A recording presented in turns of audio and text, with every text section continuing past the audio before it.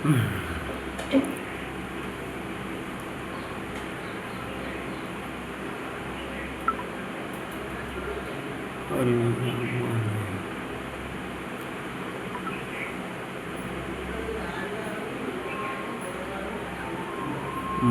వలయం. బతుకులెల్ల మాయ, భవబంధములు మాయ, మనమంతా మాయాధీనులమే. సాధారణముగా ఉన్నదాన్ని లేనట్టుగా, లేనిదాన్ని ఉన్నట్టుగా భ్రమింపజేసేదాన్నే మాయ అనుకుంటూ ఉంటాం. కానీ తల్లిదండ్రులు, తోబుట్టువులు, భార్యాబిడ్డలు, బంధుమిత్రుల పట్ల మనకు ఉండే ప్రేమ, అనురాగం ఇదంతా మాయే.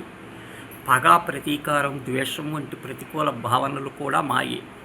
నిప్పు నివురుగప్పిన భౌతిక భ్రాంతులు, భావబంధాలు రూపంలో ఆత్మను మాయ ఆవరిస్తుంది. గర్భోనిషత్తు ప్రకారము కర్మఫలాలు అనుభవించటానికి జీవులు ఎన్నో జన్మలను పొందుతారు. జఠర నరకం అనుభవించే దశలో పూర్వజన్మ జ్ఞానం ఉండటం, వచ్చే జన్మ సార్థకం చేసుకోవాలని, మోక్షం పొందాలని అనుకుంటూ అంటారు. కానీ బాహ్య ప్రపంచం రాగానే అంతా మరిచి మాయామారణం బందీ అయిపోతాయి. అందుకే అన్నీ చీకటిగా అభివర్ణించారు. చీకటింట పుట్టి చీకటిన పెరిగి చీకటిన మరుగునే చెక్కనేల అంటాడు వేమన. ఈరోజు ఉండే ధనం, ఆచరణ గుణం, యవ్వనం రేపటి ఉండవు. ఇవి ఉన్నందున గర్వపట్టం, లేనందున బాధపట్టం చేయనక్కర్లేదు. ఇదంతా మాయ అని తెలుసుకొని ప్రవర్తించమని, బ్రహ్మ మాత్రమే సత్యమని శంకర భగవానుడు ముద్గరమును చెబుతోంది. కానీ మిథ్యా జగత్తునే నిత్యమని, సత్యమని మనం భ్రమలో ఉంటాం. జ్ఞాన సంపాద్యంలో కలిగి అవరోధమైన ఈ మాయావలయాన్ని ఛేదించడానికి ప్రతిరోజు ప్రయత్నిస్తూనే ఉండాలి.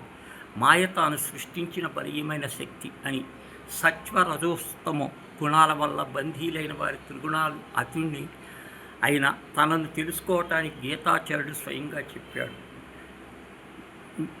మామేవ ఏ ప్రధ్యంతే మాయామితం తర్ధంతే తే ప్రవృత్తితో తనను ఆశ్రయించిన వారు మాయ నుంచి బయటపడగలరంటూ దాన్ని అధిగమించే ఉపాయం కూడా ఆయనే చెప్పాడు. మాయా మోహితులైన వారు 4 విధాలుగా ఉంటారు. అజ్ఞానులు, సోమరులు, అహంకారులు, అసుర స్వభావులు. వీరు మాయావలయాన్ని ఛేదించి పరమాత్మను చేజిక్కించుకున్న గీతావాక్యం. మాయ అనే నీటిలో తెలియాడే నాచు వంటిది.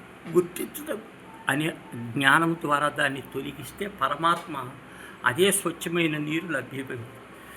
అయితే తొలగిస్తున్న కొద్దీ మళ్ళీ నీటికి నాచు పట్టినట్టే మనిషికి కూడా విషయవాసనలు ఆవరిస్తూనే ఉంటాయి. వీటిని తిరిగి చేరనివ్వకపోవటం సాధకుడి లక్షణం. వివేక వైరాగ్యాలు ఆత్మజ్ఞానానికి హేతువులు.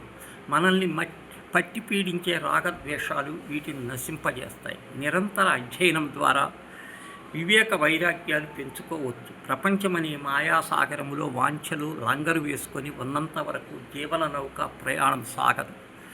విషయవాసనలే లంగరి ఎత్తినప్పుడు అది పరమాత్మనే అనే గమ్యాన్ని చేరుకుంటుంది. దీనిని ఆయన ఏర్పరిచిన జ్ఞాన కర్మ మార్గాలలో పయనించాలి. అలా వెళ్ళగలిగిన వారు తిరిగి రావలసిన అవసరం ఉందని సద్గురువులు ఉపదేశం, విశ్వాసము.